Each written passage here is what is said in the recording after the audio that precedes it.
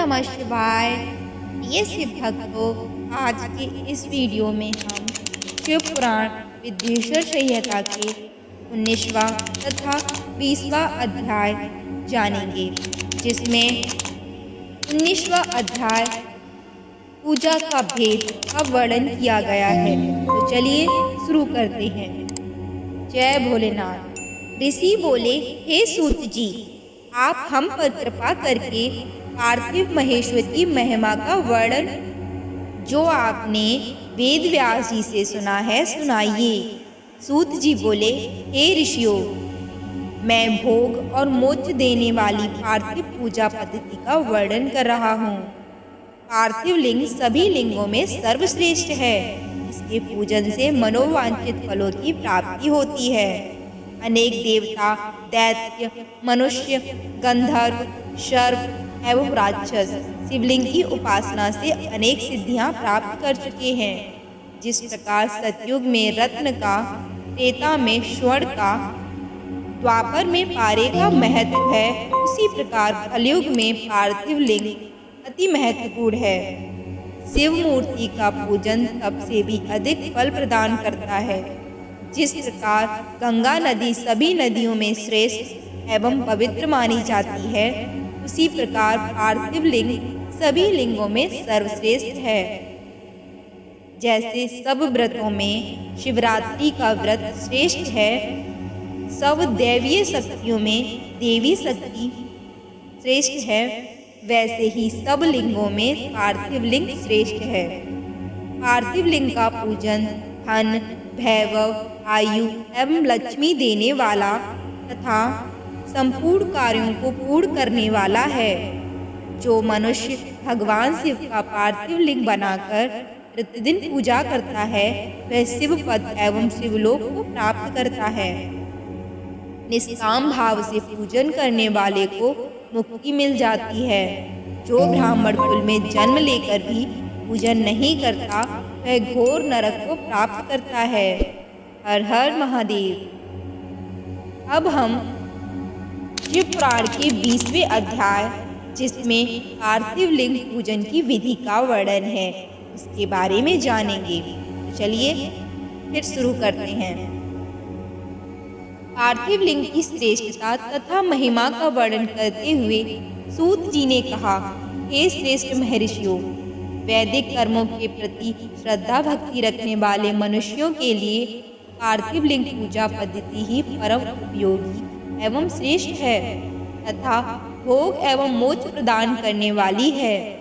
सर्वप्रथम सूत्रों की विधि से संध्या उपासना के उपरांत ब्रह्म यज्ञ करें।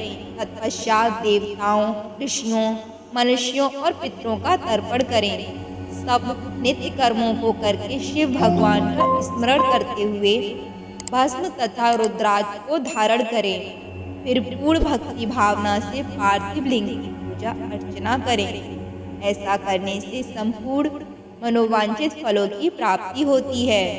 किसी नदी या तालाब के किनारे, पर्वत पर या जंगल में या शिवालय में अथवा अन्य किसी पवित्र स्थान पर पार्थिव पूजन करना चाहिए।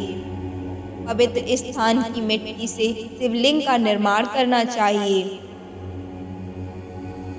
ब्राह्मण श्वेत मिट्टी से, क्षत्रिय लाल मिट्टी से, वैश्य पीली मिट्टी से एवं शूद्र काली मिट्टी से शिवलिंग का निर्माण करें।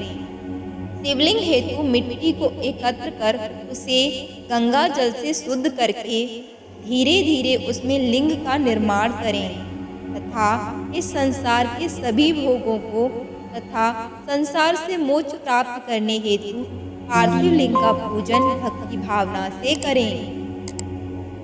सर्वप्रथम ओम नमः शिवाय मंत्र का उच्चारण करते हुए समस्त पूजन सामग्री को एकत्र कर उसे जल से शुद्ध करें। भूरिश्र मंत्र द्वारा क्षेत्र की सिद्धि करें। फिर जल का संस्कार करें। स्फटिक शिला का घेरा बनाएं तथा क्षेत्र शुद्धि करें। तत्पश्चात शिवलिंग की प्रतिष्ठा करें तथा वैदिक रीति से पूजा उपासना करें। भगवान शिव का आवाहन करें तथा आसन पर उन्हें स्थापित करें। उनके समक्ष आसन पर स्वयं बैठ जाएं। शिवलिंग को दूध, दही और घी से स्नान कराएं। ऋचाओं से मधु और शक्कर से स्नान कराएं।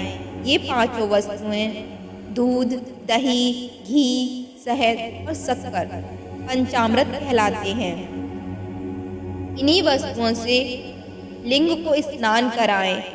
तदोपरांत उत्तरीय धारण कराएं। चारों ऋचाओं को पढ़कर भगवान शिव को वस्त्र और यज्ञोपवीत समर्पित करें तथा सुगंधित चंदन एवं रोली चढ़ाएं तथा अक्षत, फूल और बेलपत्र आदि अर्पित करें। नैवेद्य और फल अर्पित कर 11 रुद्रों का पूजन करें तथा पूजन कर्म करने वाले पुरोहित को दक्षिणा दें। हर, महेश्वर, शंभु, शूलपाणी, पिनाकधारी, शिव, पशुपति, महादेव, गिरजापति आदि नामों से पार्थिव लिंग का पूजन करें तथा आरती करें।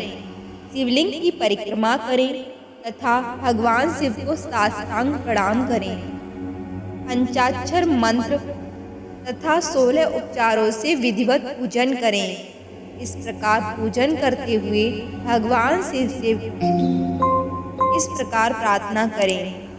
सबको सुख समृद्धि प्रदान करने वाले हे कृपा निधान भूतनाथ शिव, आप मेरे प्राणों में बसते हैं।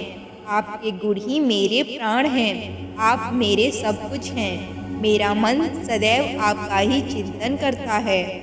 हे प्रभु, यदि मैंने कभी भूलवश अथवा जानबूझकर भक्ति पूर्वक आपका पूजन किया हो तो वह सफल हो जाए। मैं महापापी हूँ, पतित हूँ, जबकि आप पतित पावन हैं। हे महादेव सदाशिव, आप वेदों, पुराणों और शास्त्रों के सिद्धांतों के परम ज्ञाता हैं। अब तक कोई भी आपको पूर्ण रूप से नहीं जानता है, फिर भला मुझ जैसा पापी मनुष्य आपको कैसे जान सकता है। हे महेश्वर, मैं पूर्ण रूप से आपके अधीन हूँ। हे प्रभु, कृपा कर मुझ पर प्रसन्न होइए और मेरी रक्षा कीजिए।